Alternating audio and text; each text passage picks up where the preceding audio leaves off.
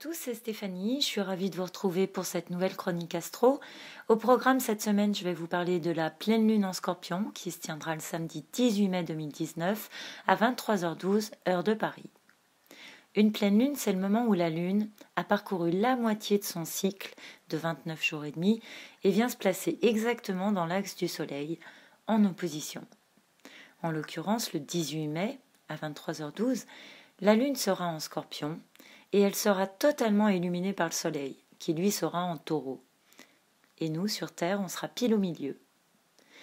Quand deux planètes se placent comme ça en opposition, leurs énergies se heurtent de plein fouet, s'affrontent, ce qui a pour effet de nous stimuler, mais de nous tirailler aussi, et de nous faire sortir de notre zone de confort.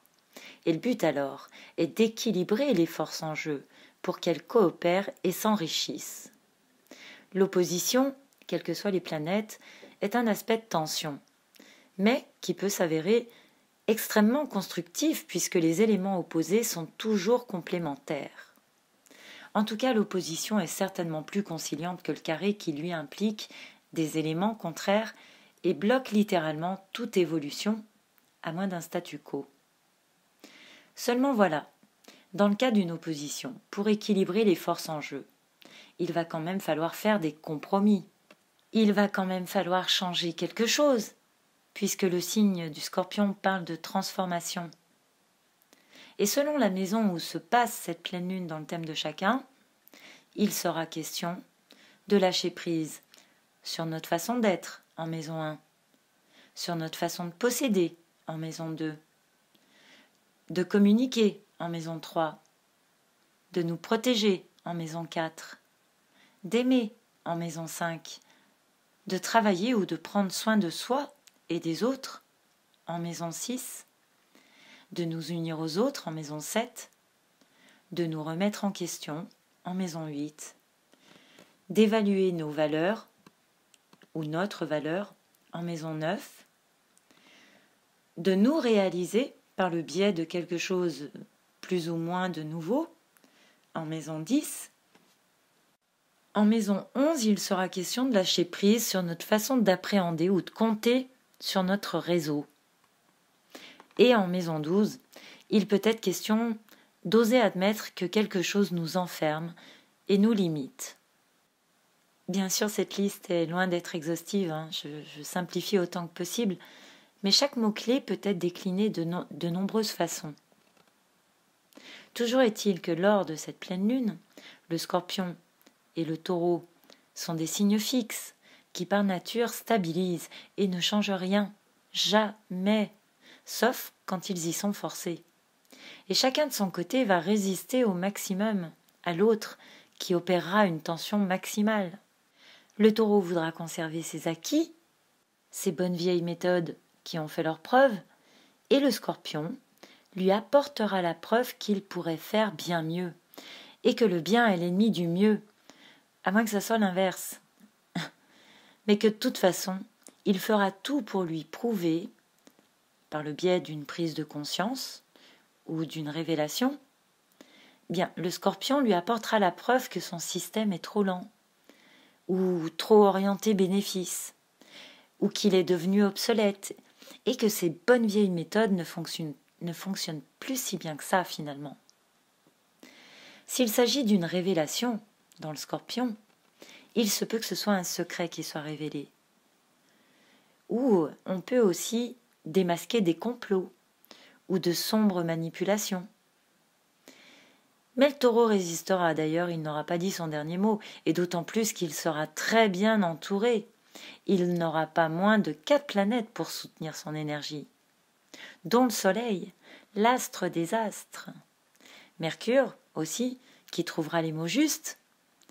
En même temps, après toutes les gaffes qu'il nous a fait faire quand il était dans le Bélier, sous la gouvernance de Mars en Gémeaux, c'est bien la moindre des choses qu'il puisse faire pour se rattraper. J'espère que je ne vous ai pas perdu. Vénus, quant à elle, elle est conjointe à Uranus. Eh bien, on pourrait être très surpris par la puissance de cette énergie terrienne, par la puissance de l'amour que Vénus porte à ces choses terrestres. Donc, le tiraillement ressenti, lors de cette pleine lune sera particulièrement fort et même intense, puisque le Scorpion est le signe le plus intense de tout le zodiaque, et qu'il a le don en plus de faire chavirer la lune. Attention donc, les émotions et les sentiments peuvent être tout particulièrement forts. À la pleine lune, le soleil, la conscience, met en lumière la lune, l'inconscient. Et cet axe, Taureau-Scorpion, met en lumière une problématique liée à notre relation au matériel, à la valeur que l'on donne aux choses. Par extension, ce peut aussi être une problématique liée à nos dons, à nos talents cachés, et oui, à nos propres ressources personnelles, et à notre façon de les transformer pour les rendre coopératives et pratiques dans notre existence terrestre, matérielle, concrète, dans notre vie de tous les jours. Il est aussi question, lors de cette pleine lune, de prendre conscience de nos pouvoirs personnels, encore latents, et d'apprendre à les rendre utiles, car le taureau adore savoir qu'il en tirera des profits substantiels. On pourrait d'ailleurs se découvrir en devant faire face à l'adversité, ce qui pourrait faire émerger une facette de notre personnalité que nous ne connaissions pas, que nous n'avions pas encore exploitée. Le soleil en taureau, signe de terre, fait le focus sur la réalité matérielle. Et la lune en scorpion, signe d'eau, nous plonge au plus profond de nous-mêmes, au cœur de notre réalité immatérielle. Lors de cette pleine lune, il sera question de prendre conscience de ce qu'il faut améliorer, transformer, abandonner en nous, pour nous ancrer davantage, pour pérenniser notre avenir, pour sécuriser, et je dirais même plus pour verrouiller notre développement. Exactement à l'image du printemps. Même si pour cela on doit passer par le lâcher-prise des principaux modèles que l'on avait.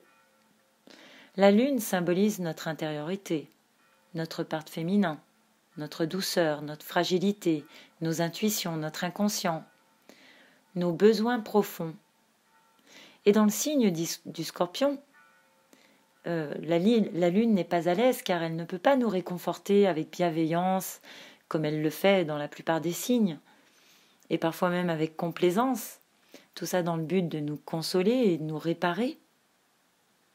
Ici, au contraire, elle nous force à sortir de notre zone de confort pour nous remettre en question.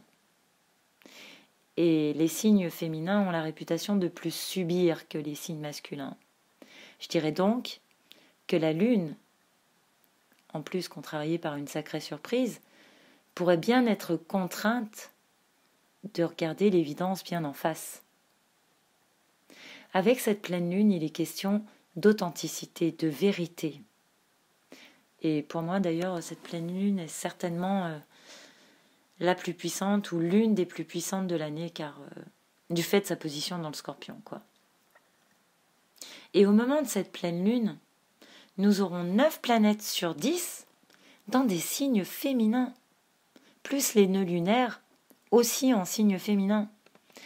Et le yin est donc largement dominant, ce qui parle d'intériorité, de retenue, d'une très grande réceptivité. Avec la lune en Scorpion, il est question d'écouter ce que nos intuitions font remonter à la surface, à notre conscience. Et une période aussi yin est propice à écouter nos émotions et, pour comprendre sur quoi elles mettent le doigt. Qu'est-ce qui nous fait réagir ? L'injustice, le rejet, l'abandon, l'humiliation, la trahison. Pour ceux qui l'ont reconnu, je m'inspire directement du livre de Lise Bourbeau, Les 5 blessures. Et pour ceux qui ne connaissent pas encore Lise Bourbeau et ses 5 blessures, je vous recommande vivement ce petit bouquin qui existe au format poche et qui coûte pas très cher et qui est déjà en soi une révélation puisqu'il détient des clés. Elle livre vraiment des clés.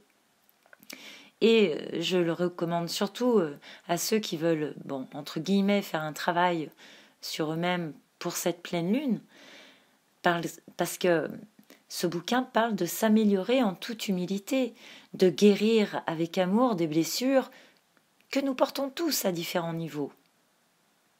Et effectivement, lors de cette pleine lune, il se peut que ce qui émerge en nous ne soit pas très très valorisant, voire même qu'il n'y ait vraiment pas de quoi en être fier, si vous voyez ce que je veux dire. Alors, faisons quand même preuve d'amour, de compassion envers soi-même, de gentillesse. Ne soyons pas trop sévères, mais quand même, mettons-nous au travail et profitons de cette belle énergie régénératrice du Scorpion pour faire émerger la meilleure partie de nous-mêmes. Si les émotions sont trop fortes, gardons à l'esprit que nous sommes plus forts que ce que l'on croit. Le mental est parfois menteur. On parle généralement des rituels de nouvelle lune pour poser nos intentions. Mais franchement, cette pleine lune, elle est si puissante qu'elle mériterait sa cérémonie, car elle va vraiment nous révéler comment nous transformer positivement et pour longtemps du fait des beaux aspects à Saturne, à Pluton et au nœud sud. Ce qui nous ferait gagner beaucoup de temps dans cette existence, mais aussi sur le plan karmique. Et si on accueille ces révélations avec humilité, on pourrait faire un bond en avant. Cette pleine lune est à considérer avec la plus grande importance. En termes d'éléments, au moment de cette pleine lune, nous avons 6 planètes en signe de terre, 3 planètes en signe d'eau et 1 en signe de feu. L'élémentaire est à l'honneur, rendons-lui donc honneur, célébrons la nature sous toutes ses formes, y compris la nature humaine, la faune, la flore. Il n'y a rien de plus puissant que de se connecter à la terre pour se connecter à soi-même. La nature permet le plus efficace des recentrages. Marcher pieds nus dans l'herbe, pique-niquer au bord de l'eau, se promener en forêt, méditer en marchant, faire la sieste sous un arbre, jardiner, enlever les mauvaises herbes, cuisiner aussi, préparer des repas gourmands avec des ingrédients de saison. D'ailleurs, avec Vénus conjointe à Uranus, on pourrait être super créatif et faire preuve de beaucoup d'originalité. Ce qui pourrait ne pas plaire aux taureaux qui ne sont pas de grands fans de la nouveauté et de l'originalité. Mais enfin voilà le type de choses que ces énergies favorisent. Regardons maintenant plus en détail. Mercure est donc en Taureau à 3 degrés du Soleil. Dans ce signe, il nous rend enclin à négocier, à utiliser notre intelligence pour faire fructifier nos engagements. Il nous aide aussi à contrôler nos nerfs, à communiquer avec prudence. Par contre, avec Mercure si près du Soleil, l'intellect est très orienté par l'ego. Il tend à valoriser notre volonté sans vraiment tenir compte de tous les facteurs. Il peut manquer d'une certaine objectivité, et sa vision est un peu rétrécie, comme ébloui par le Soleil, dont d'ailleurs on dit qu'il est combuste. Et cette conjonction, Soleil-Mercure, forme 2 trigones à Saturne et Pluton, et aussi au nœud sud, qui hélas n'est pas dessiné sur cette carte. Ces trigones vont nous aider à faire preuve de sérieux, ils vont nous aider à nous concentrer, à nous organiser, à rester calme, patient avec Saturne, à avoir confiance en nous avec Pluton, à développer notre sens de la psychologie, notre instinct, notre créativité. Ils vont aussi faciliter notre adaptation aux contraintes. Quant au nœud sud, le trigone durera jusqu'à l'automne, et pendant ce temps, il va nous permettre, et nous permet déjà, de faire le vide de tout ce qui est périmé, de ce qui ne nous fait plus avancer, mais auquel nous nous accrochons. Et cette pleine lune du 18 mai nous permettra d'équilibrer ces forces et de consentir, bon gré mal gré, volontairement, à nous régénérer en transmutant quelque chose dans notre vie. Quelque chose, dans les domaines représentés par les maisons où se tiennent la pleine lune et celles où se passe la triple conjonction Saturne, Pluton et nœud sud en Capricorne. La lune forme d'ailleurs un sextile à cette triple conjonction, ce qui nous permet de comprendre et d'accepter en toute intelligence la situation. La lune sextile Saturne nous donne, et c'est une répétition, un bon sens psychologique. Avec Pluton, il consolide notre stabilité émotionnelle. Neptune en Poisson, autre signe d'eau et féminin, forme elle aussi des sextiles, à la conjonction Soleil-Mercure en Taureau et à la triple conjonction en Capricorne. Au passage, vous noterez que l'eau et la terre sont des éléments complémentaires. Avec le Soleil, elle développe notre intuition. Elle donne des ambitions à la fois idéalistes et parfaitement faisables. Saturne renforce aussi le côté réaliste, mais tout aussi ambitieux. L'imagination abonde en idées concrètes et pratiques pour atteindre notre objectif. Pluton favorise cette fameuse montée du taux vibratoire, qui permet de prendre le pouvoir sur ce que l'on est fondamentalement. Et c'est pourquoi on assiste à l'émergence de simples personnes comme moi qui se lancent et s'expriment. Et c'est tant mieux. Voilà. Pluton ici apporte en plus une petite touche de mystique. Jupiter forme toujours ce carré à Neptune qui jette un peu le trouble dans les esprits. On se sent dans son bon droit de vouloir vivre la vie que l'on mérite, mais on ne trouve pas le soutien des autorités. Par exemple, si on est à la recherche d'un emploi, on peut effectivement ne pas avoir toutes les compétences pour postuler à un poste, mais avoir de l'expérience et se sentir tout à fait capable de l'assumer, ce qui en soi compenserait tout autant. Sauf que la première autorisation à avoir, c'est celle que l'on s'accorde à soi-même, si Jupiter est en maison 1 par exemple. Ce qu'il faut retenir, c'est qu'il est question d'un conflit entre les idéaux et les autorités, et les moyens de réaliser ces idéaux. Et sur le plan social, cet aspect est très visible, très fluo même, avec les gilets jaunes. Ils défendent leurs conditions, mais ne trouvent pas le soutien qu'ils espèrent. Mars, quant à lui, il est en Cancer, encore un signe féminin, d'eau, et qui maîtrise ce signe du Cancer, eh bien c'est la Lune, qui est en Scorpion.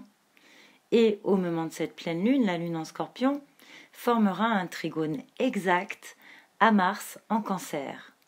Et ce trigone entre la Lune et Mars aura eu lieu le vendredi 17, donc à 0h18, à minuit 18, autrement dit un jour avant la pleine Lune. Mars sera alors à 0 degré du Cancer. Et à ce moment précis, la Lune fera son entrée dans le signe du Scorpion. Ce qui est quand même une drôle de coïncidence s'il en est. En fait, il n'en est pas du tout. Et à ce moment précis, eh bien, nous sommes entrés officiellement dans l'énergie de la pleine Lune, puisque la Lune formait déjà son opposition au Soleil, même si l'aspect n'était pas exact. Le degré 0 est pour mémoire un degré très puissant. La planète, dès son entrée dans un signe, diffuse son énergie et s'imprègne de la sienne, directement, dès le moment où elle entre. Et par ce trigone à Mars, la Lune lui transmet toutes les consignes relatives aux règles et usages de sa demeure, à savoir le signe du Cancer. Notamment, il doit la protéger, renforcer nos émotions, puisque le signe de Cancer et la Lune sont associés aux émotions. Être vigilant quant à la sécurité de notre famille, de notre foyer. Bon, évidemment, Mars en Cancer, ce n'est pas le signe qu'il préfère. Il y est en exil, comme on dit. Il perd de sa force d'action, puisque l'action est intériorisée.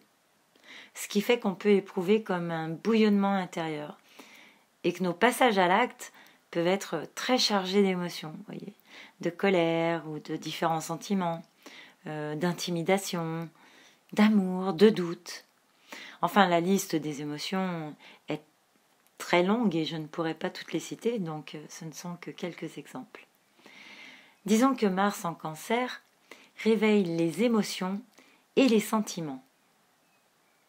Rappelez-vous ce que j'ai dit en début d'audio concernant la Lune en Scorpion, les talents cachés, les émotions fortes, les notions de révélation et d'adversité. Notons ces émotions et trouvons ce qu'elles suscitent chez nous, quelles blessures elles réveillent, et on aura trouvé un passage vers un niveau supérieur. Une piste précieuse pour notre évolution et l'augmentation de notre taux vibratoire. Par contre, il peut y avoir plusieurs émotions ou plusieurs panels d'émotions. Alors il faudra être très attentif. Et encore une fois, pour être attentif, à l'écoute de soi, rien de tel que le calme de la campagne pour nous recentrer sur nous-mêmes. Allez hop, tout le monde se met au vert. En plus, ne dit-on pas que le vert est la couleur de l'espoir ? Si. Pour en revenir à Mars, sur la carte, on voit que le logiciel a tracé une opposition avec Jupiter. L'orbe de l'aspect est presque de 10 degrés. Et Mars s'en éloigne, c'est un aspect séparant.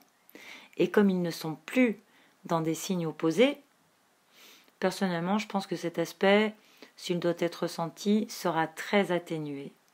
Mars en opposition à Jupiter parle d'un manque d'entrain, d'enthousiasme ou de problèmes juridiques, pour lancer une activité par exemple, ou pour entreprendre quelque chose. On peut quand même se dire que les émotions pourraient bien nous jouer des tours.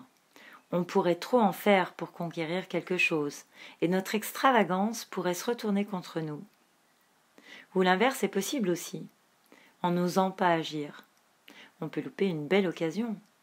Donc il faudra alors prendre son courage à deux mains, sans se laisser noyer par nos émotions débordantes, et agir de la façon la plus cartésienne possible et logique qui soit, en développant des qualités terriennes en fait. Mars en Cancer forme aussi un sextile à Vénus et à Uranus, donc en Taureau. Ici, l'action est impulsive et portée par les sentiments, ce qui peut être à double tranchant, mais partons du principe que cet aspect est hautement stimulant sur bien des plans. Avec Vénus en sextile de Mars, il est question d'enthousiasme, de cordialité, de générosité, de bienveillance et plus si affinité. Mars est, ne l'oublions pas, un peu fébrile en Cancer. Les émotions sont fortes et Vénus est on ne peut plus sensuelle dans son signe de domicile en Taureau. Mars au sextile d'Uranus parle de créativité, d'originalité. On sent que telle ou telle situation sera porteuse. Et on tente. Il y a beaucoup d'audace dans cet aspect. On peut en Taureau se montrer assez persévérant quant à l'atteinte de notre objectif. Le seul petit bémol, c'est qu'il y a un risque d'éparpillement, car Mars aime être sur tous les fronts, et est un petit peu risque-tout, enfin pas qu'un peu même, quand même. Et comme ni lui ni Uranus ne sont à l'aise dans les signes qu'ils transitent, il peut y avoir un peu de maladresse, des petits cafouillages. C'est le propre des expériences. On ne sait pas vraiment comment s'y prendre. Mais ce qui compte, c'est de s'y mettre. Et de persévérer. Et de ne pas, avec Mars et son vocabulaire guerrier, ne pas s'avouer vaincu à la première bataille. On pourra compter sur Vénus à domicile dans son signe du Taureau pour nous mettre d'humeur à profiter des bonnes choses de la vie, comme toujours d'ailleurs à cette période de l'année quand elle revient dans son signe, à profiter du retour de la douceur printanière, des déjeuners à l'extérieur, des promenades dans les parcs, etc. Mais Vénus, conjointe sur le même degré à Uranus, pourrait bien nous rendre plus aventureux et nous entraîner gaiement dans toutes sortes d'activités ou d'actions tout aussi osées qu'hypothétiques, et surtout tellement fun, tellement tournées vers la nouveauté. Vénus en conjonction à Uranus, elle est toute excitée. Est-ce une cause? Est-ce un effet? Je ne sais pas. Tout dépend de sa position dans notre thème. Toujours est-il que cet aspect est très propice au coup de foudre, au coup de cœur, et parfois au feu de paille. Souvent au feu de paille même. Sur le plan de l'apparence, on est tenté d'acheter des choses un peu excentriques pendant cette période et de se demander plus tard, mais comment j'ai pu acheter une chose pareille? Attention donc aux achats compulsifs sous un tel aspect. Au moins, vous ne pourrez pas dire qu'on ne vous avait pas prévenu. Mais Vénus, étant aussi attachée à l'argent, ce peut être un gain inattendu, peut-être une dépense inattendue, mais néanmoins, Vénus à son domicile diffuse son énergie au maximum et sans filtre. Elle est soutenue par le Soleil, par Mercure, Uranus. Elle est donc très puissante lors de cette pleine lune. Donc je ne pense pas qu'une tuile puisse nous tomber dessus. Je pense qu'elle est plutôt du style à flairer la bonne affaire, bien profitable dans ce contexte. Donc d'ici son passage en Gémeaux, le 10 juin prochain, elle nous est bénéfique, et d'ailleurs bénéfique, c'est son deuxième prénom. En tout cas, Vénus en Taureau, enfin en temps normal, nous invite à ralentir un peu. Mais dorénavant, pendant les 7 prochaines années, il faudra aussi compter avec Uranus, qui lui, bon certes, il aimerait bien accélérer un peu la cadence du Taureau, mais n'empêche que nous pourrions bien être plus sollicités sur tous les thèmes du signe du Taureau et de la maison 2. Les avoirs, les ressources, les finances et les talents personnels. Uranus a la mission de rénover ce secteur, ce signe. Et il n'a jamais failli. N'oublions pas que cette pleine lune nous demande de réévaluer la valeur que l'on accorde à la matière et à nos dons. C'est un très très bon moment pour apprendre à exercer notre pouvoir sur la matière et de dépasser ces barrières que nous nous mettons nous-mêmes, en développant nos facultés encore inexploitées. Et c'est sur ces belles paroles que se termine Chronique Astro. Alors je vous souhaite à tous une belle pleine lune. Je vous donne rendez-vous dans 15 jours pour la nouvelle lune en Gémeaux. Et d'ici là, n'oubliez pas, l'astrologie nous donne les clés. À nous de savoir les utiliser. Je vous remercie encore tous pour vos commentaires, pour vos partages, pour vos abonnements. Ils me vont droit au cœur. Prenez bien soin de vous. À bientôt. Bye bye.